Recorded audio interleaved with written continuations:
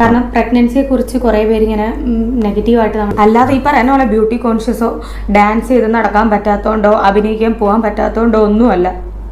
ചേട്ടൻ എന്തെങ്കിലും പ്രശ്നമുണ്ടോ, ചേച്ചിക്ക് എന്തെങ്കിലും പ്രശ്നം? അപ്പം അപ്പോൾ പറഞ്ഞു വരുന്നത് ഇത്രയേ ഉള്ളൂ. അതൊക്കെ ഇതിനൊക്കെ ഓരോരോ. ഹായ് ഫ്രണ്ട്സ്, എല്ലാവർക്കും പുതിയൊരു വീഡിയോയിലോട്ട് സ്വാഗതം. അപ്പോൾ ഈ രണ്ട് കപ്പിൾ പറഞ്ഞതുപോലെ തന്നെ കല്യാണം കഴിഞ്ഞ് ഒരു എന്താ പറയുക, ഒരു മാസം അല്ലെങ്കിൽ കഴിയണ്ട അപ്പോഴേക്ക് തുടങ്ങും വിശേഷമായില്ലേ എന്ന് ചോദിച്ചിട്ട് കുറേ പേര് ഇങ്ങനെ തുടങ്ങും. ഒരു മാസം ആവണ്ട, കല്യാണം കഴിഞ്ഞവർക്ക് മനസ്സിലാവും അതിൻ്റെ ആ ഒരു ഇത്. അപ്പം എന്താ പറയുക, ഈ കല്യാണം കഴിഞ്ഞ ഉടനെ കുഞ്ഞുങ്ങളാവണം, അതാണോ അതിൻ്റെ ഒരു ഇത്? ഞാൻ ഒരു പെണ്ണെന്നുള്ളൊരു നിലയ്ക്ക് ചോദിക്കുകയാണ്. അതൊരു നാട്ടു നടപ്പാണത്. കല്യാണം കഴിഞ്ഞിട്ടില്ലെങ്കിൽ ഒരു 18 വയസ്സ് ആയിട്ടും കല്യാണം കഴിഞ്ഞിട്ടില്ലെങ്കിൽ ഇനിയും കല്യാണം കഴിഞ്ഞില്ലേ എന്നുള്ളൊരു ചോദ്യം പെൺകുട്ടികൾക്ക് എപ്പോഴും നേരിടേണ്ടി വരുന്ന ഒരു ഇതാണ് ഈ ഒരു ഇങ്ങനെയുള്ള സംഭവങ്ങൾ. ഒരു 18 വയസ്സ് കഴിഞ്ഞാൽ പിന്നെ പഠിക്കാനുള്ള ഇതൊന്നുമില്ല. കെട്ടിച്ചു വിടാനായി എന്താണ് പെങ്കൊച്ചാണ്, ഇത്രയൊന്നും ഇതാക്കിയിട്ട് നിർത്താൻ പാടില്ല, എന്താ പറയുക, പെൺപിള്ളേരെ പെട്ടെന്ന് കെട്ടിച്ചു വിടണം അങ്ങനെ എങ്ങനെയെന്ന് പറഞ്ഞിട്ട് കുറേ ആളുകൾ പറയും. അതുപോലെ തന്നെ കല്യാണം കഴിഞ്ഞ് ഒരു മാസം അവരിങ്ങനെ ആവാൻ വേണ്ടി കാത്തിരിക്കണം. ഒരു മാസം ആവാത്ത മുന്നേ തുടങ്ങും, കുട്ടികളായില്ലേ, അയ്യോ എന്തെങ്കിലും കുഴപ്പമുണ്ടാവും, ഫസ്റ്റ് തന്നെ നിങ്ങൾക്ക് എന്തെങ്കിലും പ്രശ്നമുണ്ടെങ്കിൽ ഫസ്റ്റ് തന്നെ കാണിക്കുന്നതായിരിക്കും നല്ലത്. ഒരു മാസമായില്ലേ ഇപ്പോൾ കല്യാണം കഴിഞ്ഞിട്ട്, അതുകൊണ്ട് പെട്ടെന്ന് ഡോക്ടറെ കാണിക്കുന്നതാണ് നല്ലത്. എന്താ പറയുക, വെറും ഒരു മാസം അപ്പോഴേക്ക് തുടങ്ങും.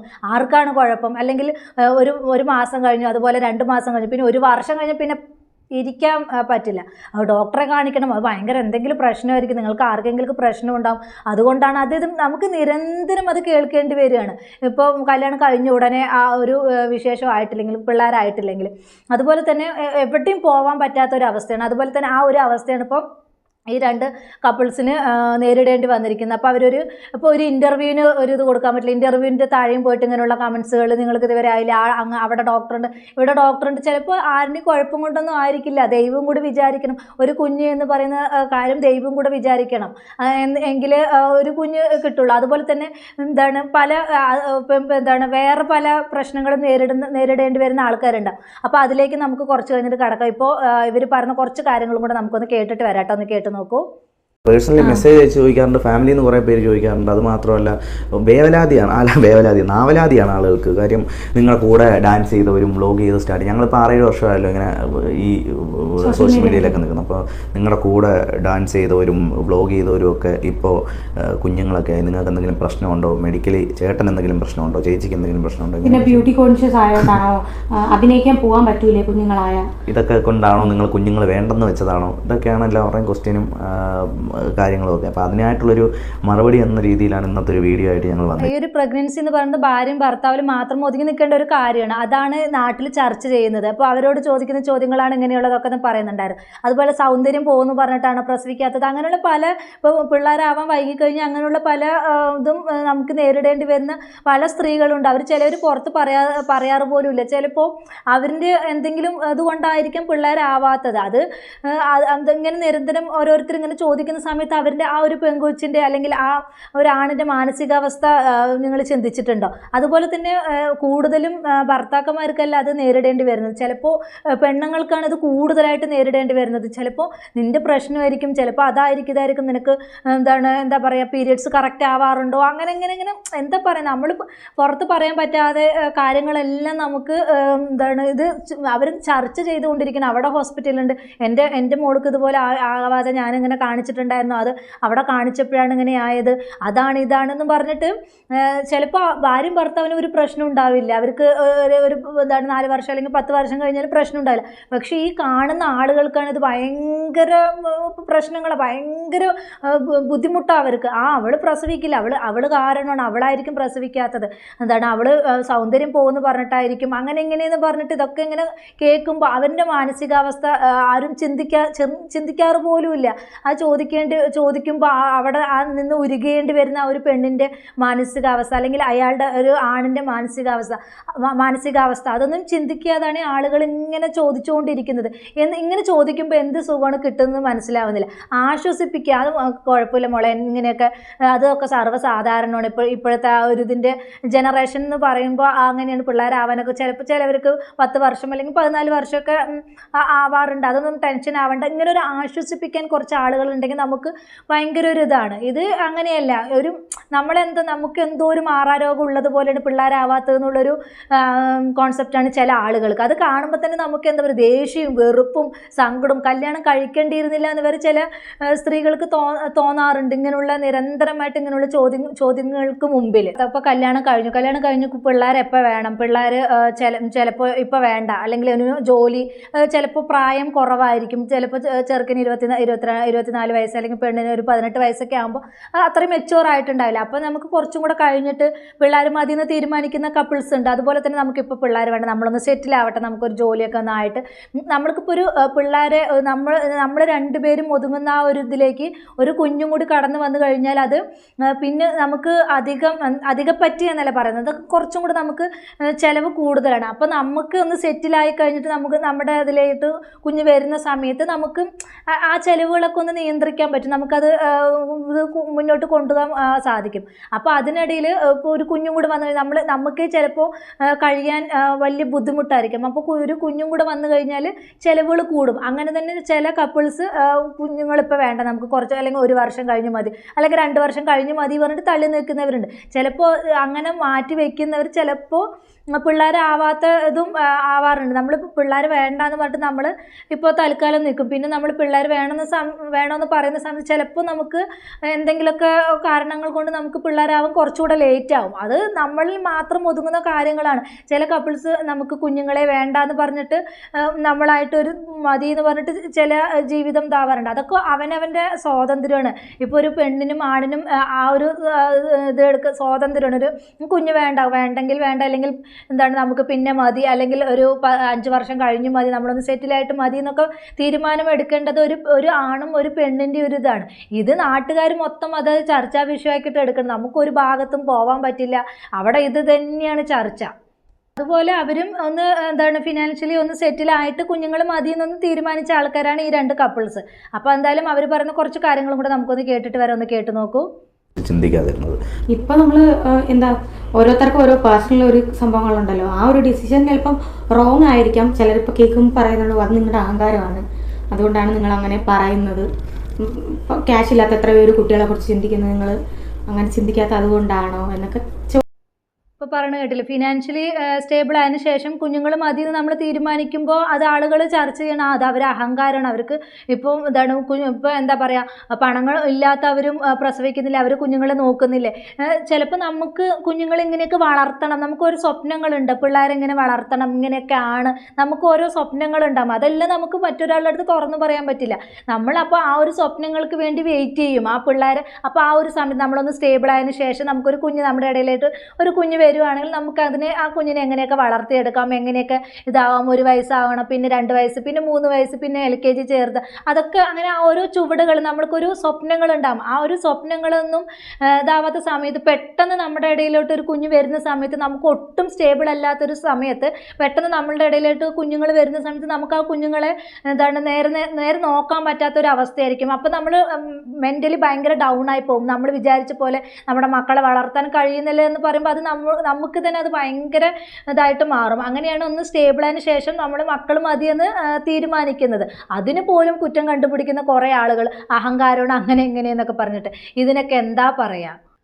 പിന്നെ ചിലവർ ചിന്തിക്കുന്നവരുണ്ടാവും, വരുന്നിടത്ത് വെച്ച് കാണാം, നമുക്ക് കുഞ്ഞുങ്ങളാവുമ്പോൾ ആവട്ടെ, അല്ലെങ്കിൽ കല്യാണം ഇപ്പോൾ ഒട്ടും ഒന്നും നമ്മുടെ കയ്യിലില്ലാത്ത സമയത്ത് ചിലവർ കല്യാണം കഴിക്കുന്നവരുണ്ടാവും. ആ കല്യാണം കഴിഞ്ഞ് കഴിഞ്ഞാൽ എല്ലാം ശരിയാവും, എല്ലാം ഓക്കെ. പക്ഷേ കല്യാണം കഴിഞ്ഞ് കഴിഞ്ഞാൽ കൂടുതൽ ചിലവ് വരുമ്പോൾ അത് തർക്കങ്ങളാവുന്നു, പിന്നെ അതൊരു ഡൈവേഴ്സിലോട്ട് പോകുന്നു. അങ്ങനെയുള്ള പ്രശ്നങ്ങൾ ഓരോരുത്തർക്കും ഓരോരോ ഇതാണ്. ചിലവർ വിചാരിക്കും ഇപ്പോൾ നമുക്ക് കല്യാണം കഴിഞ്ഞാൽ എല്ലാം ഓക്കെ ആവും, അല്ലെങ്കിൽ കുഞ്ഞുങ്ങൾ നമുക്ക് ഇപ്പോൾ ഉള്ള ചിലവ് തന്നെയല്ലേ കുഞ്ഞുങ്ങളായാലും, അങ്ങനെ ചിന്തിക്കുന്നവരുണ്ട്.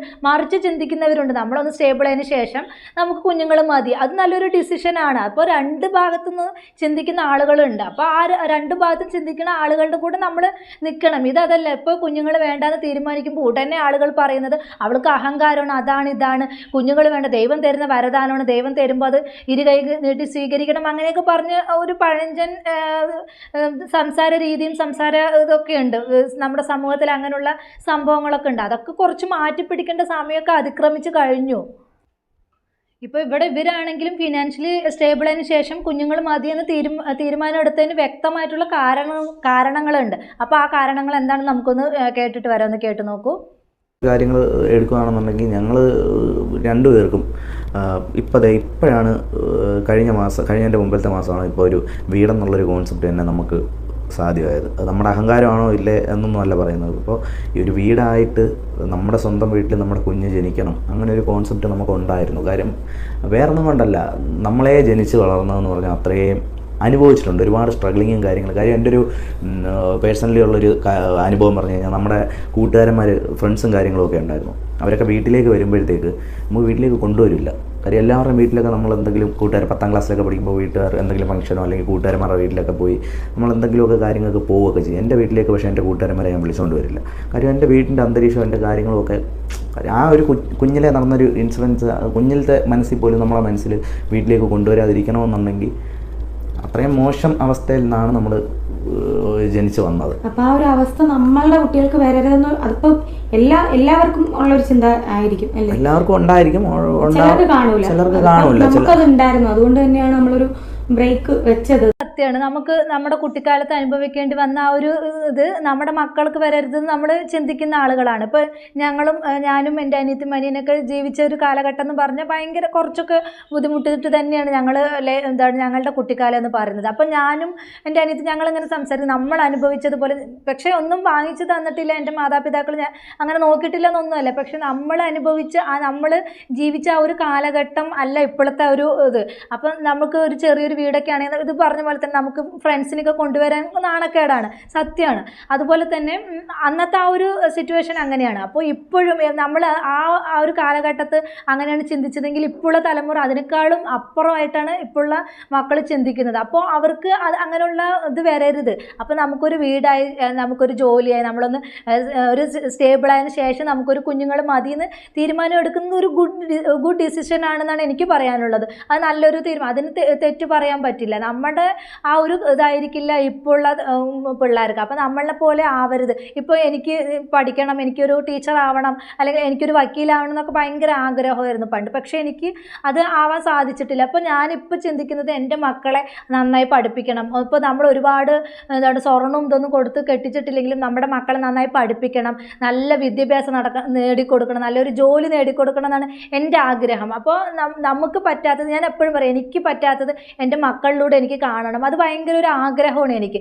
ഒരുപാട് ആഗ്രഹങ്ങൾ എനിക്കുണ്ടായിരുന്നു, പക്ഷെ അതൊന്നും എനിക്ക് നേടാൻ കഴിഞ്ഞിട്ടില്ല. അപ്പോൾ ആ ഒരു ഇത് എൻ്റെ മക്കൾക്ക് വരരുത്, അങ്ങനെ ചിന്തിച്ചിട്ടാണ് ഞാൻ എൻ്റെ മക്കളെ വളർത്തുന്നത്. അവർക്ക് എന്താണ് ആഗ്രഹം അതുപോലെ ആവട്ടെ. എന്നാലും നമുക്ക് പേരൻസ് എന്നുള്ളൊരു നിലയ്ക്ക് നമുക്കൊരു ആഗ്രഹം ഉണ്ടാവില്ല, നമ്മുടെ മക്കൾ എങ്ങനെയാവണം, നമ്മുടെ ഒരു ഇത് മക്കൾക്ക് വരരുതെന്നൊരു ആഗ്രഹം ഉണ്ടാവില്ല. ആ ഒരു രീതിയിൽ ചിന്തിക്കുന്ന ആളാണ് ഞാനും. എന്തായാലും അവർ പറയുന്ന കുറച്ച് കാര്യങ്ങളും കൂടെ നമുക്കൊന്ന് കേട്ടിട്ട് വരാമെന്ന് കേട്ട് നോക്കൂ. കുട്ടി ഉണ്ടാവണം, കുഞ്ഞുണ്ടാവണം, അതിനെ താലോലിക്കണം. എൻ്റെ പുറം ഒരു കുഞ്ഞിനെ വേണ്ടാതെന്ന് പറഞ്ഞിട്ട് നിൽക്കുന്ന ആളുകളൊന്നുമല്ല, ഞങ്ങളുടെ ആഗ്രഹമാണ്. അപ്പോൾ സമയത്തിനനുസരിച്ച് എല്ലാം നടക്കും. മറ്റുള്ളവർക്കായെന്ന് പറഞ്ഞ് നമുക്കിപ്പോൾ ആവണം എന്നില്ലല്ലോ. മറ്റുള്ളവർക്കായി, മറ്റുള്ള കപ്പിൾസിന്റെ കൂടെ കുഞ്ഞായി ഒരു കുഞ്ഞിനെ കൂടെ കാണണം, നിങ്ങളുടെ കുഞ്ഞിനെയും കൂടെ കാണണമെങ്കിൽ നമ്മുടെ ലൈഫ് സക്സസ് ആവും, അല്ലെങ്കിൽ ലൈഫ് ഒരു പൂർണ്ണതയിലെത്തും. ഇത് പൂർണ്ണതയിലെത്തുക എന്നുള്ളത് പിന്നെ ഒരു കുഞ്ഞ് വേണം തീർച്ചയാണ്. പക്ഷേ നമ്മളുടെ ലൈഫ് ആ ഒരു സന്തോഷം അതൊക്കെ ഇപ്പോഴും ഉണ്ട്, എപ്പോഴും ഉണ്ടാവും. കുഞ്ഞായാലും ആയില്ലെന്നുണ്ടെങ്കിൽ എപ്പോഴും നമ്മൾ സന്തോഷത്തോടിരിക്കും. പക്ഷേ ഞാൻ നെഗറ്റീവ് ഇടാതിരിക്കുക. കാര്യം നമുക്കുണ്ടാകുന്നൊരു പേഴ്സണലി ഉണ്ടാകുന്നൊരു വിഷമം എന്ന് പറയുന്നത് അത് ഭയങ്കര. ഏറ്റവും നമുക്ക് ഒരു സ്ട്രൈക്കിംഗ് ആയ ഒരു കമന്റ് എന്ന് വെച്ചാൽ, ഇങ്ങനെയൊക്കെ തുള്ളി നടക്കുന്നതുകൊണ്ടാണ് എനിക്ക് കൊച്ചാകുന്നത്. അതെ അതെ അതെ, ഒരു 2 മാസം മുമ്പ് അപ്പം ഞങ്ങൾ ഈ വീഡിയോ റിയാക്ട് ചെയ്യാൻ വേണ്ടിയിട്ട് ഇരുന്നതാണ്. ശരിക്കും പറഞ്ഞാൽ ഈ ഒരു സബ്ജക്റ്റിനെ കുറിച്ച് സംസാരിക്കരുതെന്ന് ഞാൻ പേഴ്സണലി ആഗ്രഹിച്ചാണ്. കാര്യം പേഴ്സണൽ കാര്യമാണിത്, തീർത്തും പേഴ്സണലായിട്ടുള്ള കാര്യമാണ്. അപ്പോൾ അതുകൊണ്ട് തന്നെ ഇത് പബ്ലിക്കായിട്ട് സംസാരിക്കാൻ തീർത്തും താല്പര്യപ്പെട്ട കാര്യമല്ല. പക്ഷേ ഇങ്ങനെ കണ്ടിന്യൂസ് വന്നിട്ട് ഇങ്ങനെ അതായത് ചുമ്മാ അങ്ങ് ചിലക്കുകയാണ്. അപ്പോൾ അത് പേഴ്സണലി എത്ര ഹേർട്ട് ചെയ്യുന്നു എന്ന് അത് പറഞ്ഞു കഴിഞ്ഞാൽ മനസ്സിലാവില്ല. ഈ ഒരു സിറ്റുവേഷനിൽ കൂടെ എക്സ്പീരിയൻസ് ചെയ്തവർക്ക് ഇത് നന്നായിട്ട് ഇത് മനസ്സിലാവും. കാര്യം എന്തിനാണ് നാട്ടുകാർക്ക് ഇത്ര കടി, ഇത്രേ ചോദിക്കുന്നുള്ളൂ. അതൊക്കെ പേഴ്സണൽ തീരുമാനങ്ങളാണ്. എനിക്ക് കുഞ്ഞു വേണോ എൻ്റെ മാത്രം, അല്ലെങ്കിൽ അവളുടെയും കൂടെ ആയിട്ടുള്ള ചേർന്നുള്ള ഡിസിഷൻ, അത് പേഴ്സണൽ തീരുമാനമാണ്. അതിലെന്തിനാണ് നാട്ടുകാർക്ക് ഇത്ര കടി? അതാണ് സമയമാകുമ്പോൾ അതെല്ലാം നടക്കും. നമ്മളിപ്പോൾ പിള്ളേർ വേണ്ടെന്ന് പറഞ്ഞിട്ട് നമ്മൾ മാറ്റി വയ്ക്കും. ചിലപ്പോൾ അത് നമ്മൾ വേണമെന്ന് വിചാരിക്കുന്ന സമയത്ത് ചിലപ്പോൾ നമുക്കത് കിട്ടിയെന്ന് വരില്ല. അങ്ങനെ അപ്പോൾ നമ്മൾ ഓരോരുത്തർ കുറ്റപ്പെടുത്തുന്നത് എനിക്ക് എൻ്റെ ഫ്രണ്ട്സിൽ നിന്നുള്ള അനുഭവമാണ് കേട്ടോ. അവർ പിള്ളേർ വേണ്ടാന്ന് പറഞ്ഞിട്ട് ഇപ്പോൾ വേണ്ട, 1-2 വർഷം കഴിഞ്ഞിട്ട് മതി, ഒന്ന് സ്റ്റേബിളായിട്ട് മതി എന്ന് പറഞ്ഞിട്ട് പിള്ളേർ വേണ്ടാന്ന് മാറ്റി വയ്ക്കും. പക്ഷേ അവർക്ക് വേണമെന്ന് ആഗ്രഹിക്കുന്ന സമയത്ത് ചിലപ്പോൾ ദൈവം കൊടുക്കില്ല. അപ്പോൾ ഒരു 10 വർഷമൊക്കെ കഴിഞ്ഞിട്ടായിരിക്കും ചിലപ്പോൾ എന്താണ് പ്രഗ്നൻ്റ് ആവാൻ കഴിയുന്നത്. പിന്നെ കുറേ ഇതൊക്കെ ടെസ്റ്റുകളൊക്കെ കഴിഞ്ഞിട്ട് അപ്പോഴും കുത്തുവാക്കുകളാണ്. അപ്പോഴേ നിങ്ങൾ അന്ന് കുഞ്ഞുങ്ങൾ വേണ്ടാന്ന് വെച്ച സമയത്ത് തന്നെ നിങ്ങൾ അന്ന് അത് എന്താണ് നോക്കിയതാണെങ്കിൽ ഇപ്പോൾ നിങ്ങൾക്ക് ഇത്ര വയസ്സുള്ളൊരു കുഞ്ഞായാനെ അങ്ങനെ എങ്ങനെയെന്നൊക്കെയുള്ള പറഞ്ഞ് കുത്തുവാക്കുകൾ കേട്ടിട്ടുണ്ട്. അതുപോലെ എൻ്റെ ഒരുപാട് ഫ്രണ്ട്സ്, മക്കളില്ലാത്ത ഒരുപാട് ഫ്രണ്ട്സ് ഒക്കെ എനിക്കുണ്ട്. അപ്പോൾ അവരൊക്കെ പറയണത് കേട്ടിട്ടുണ്ട്. ഒരു ഭാഗത്ത് പോകാൻ പറ്റില്ല, എങ്ങനെയാണ് ഇങ്ങനെ ചോദിച്ച് ഭയങ്കരമായിട്ട് ബുദ്ധിമുട്ടിക്കുന്നു എന്നൊക്കെ പറയണത് കേട്ടിട്ടുണ്ട്. അപ്പോൾ ഇങ്ങനെ നിങ്ങൾക്ക് ചോദിക്കുമ്പോൾ നിങ്ങൾക്ക് അതൊരു സുഖം, പക്ഷേ അത് അനുഭവിക്കേണ്ടി വരുന്നപ്പോൾ ആ ഒരു പെൺകുട്ടി കരയുന്ന കാണുമ്പോൾ തന്നെ ഒരു സ്ത്രീ എന്ന നിലയ്ക്ക് എനിക്ക് ഭയങ്കര വിഷമം തോന്നുന്നുണ്ട്. അപ്പോൾ നിങ്ങളിങ്ങനെ അവർക്ക് അത് വേണമെന്ന് തോന്നുമ്പോൾ അവർക്ക് പിന്നെ ദൈവം വിചാരിക്കണം. അപ്പോൾ അവർക്കത് ഒരു കുഞ്ഞിനെ കൊടുക്കും. അപ്പോൾ നമ്മൾ വെറുതെ ഇങ്ങനെ ചോദ്യങ്ങൾ ചോദിച്ച് അവരെ ബുദ്ധിമുട്ടിക്കാതിരിക്കുക. അവർക്കും കുറേ സ്വപ്നങ്ങളും കാര്യങ്ങളൊക്കെ ഉണ്ടാവില്ല. അപ്പോൾ അവരെ അവരുടെ പാട്ടിന് വിടുക. അല്ലാതെ നമ്മൾ വെറുതെ ഇങ്ങനെ ചോദിച്ച് അവരെ ബുദ്ധിമുട്ടിക്കാതിരിക്കുക. എനിക്ക് അങ്ങനെ ഒരു സ്ത്രീ എന്നൊരു നിലയ്ക്ക് എനിക്ക് അങ്ങനെ പറയാനുള്ളത്. മക്കളായില്ലെങ്കിൽ പോട്ടെ, നമുക്ക് ഒരു സമയം വെച്ചിട്ടുണ്ട് ദൈവം. ഇപ്പോൾ നമ്മൾ വേണ്ടാന്ന് വെക്കും, ചിലപ്പോൾ ദൈവം കൂടെ വിചാരിച്ചു കഴിഞ്ഞാൽ അത് നമുക്ക് കിട്ടുള്ളൂ. അപ്പോൾ അങ്ങനെ ആവട്ടെ, അത് അവരെ ആശ്വസിപ്പിക്കാൻ ശ്രമിക്കുക. ഇങ്ങനെയുള്ള ചോദ്യങ്ങൾ ചോദിച്ച് അവരെ ബുദ്ധിമുട്ടിക്കാതിരിക്കുക. അപ്പോൾ ഈ ഒരു അവസരത്തിൽ എനിക്ക് ഇത്രേ പറയാനുള്ളൂ. നിങ്ങൾ ഇങ്ങനെ ചോദിക്കുന്നവർക്കൊരു സുഖം, അത് അനുഭവിക്കേണ്ടി വരുന്നവർക്ക് അതിൻ്റെ വേദന അറിയുള്ളൂ. അപ്പോൾ ഇങ്ങനെ ചോദിക്കുന്നവർ കുറച്ചുകൂടെ എന്താണ് യുക്തിപരമായിട്ട് ചോദിക്കും. നിങ്ങളുടെ ഫാമിലിയിലാണ് ഇങ്ങനെയൊക്കെ ഇതെന്നെങ്കിൽ, നിങ്ങളുടെ മക്കൾക്കാണ് ഇങ്ങനെ സംഭവിച്ചതെങ്കിൽ നിങ്ങളിങ്ങനെ അവരെ ചോദിച്ച് ബുദ്ധിമുട്ടിക്കുക. അതും ആ ഒരു ഇത് മാത്രം നിങ്ങൾ ചിന്തിക്കുക. അപ്പോൾ ഇത്രയുള്ള എൻ്റെ ടോപ്പിക്. പുതിയൊരു ടോപ്പിക്കുമായി നമുക്ക് വീണ്ടും കാണാം.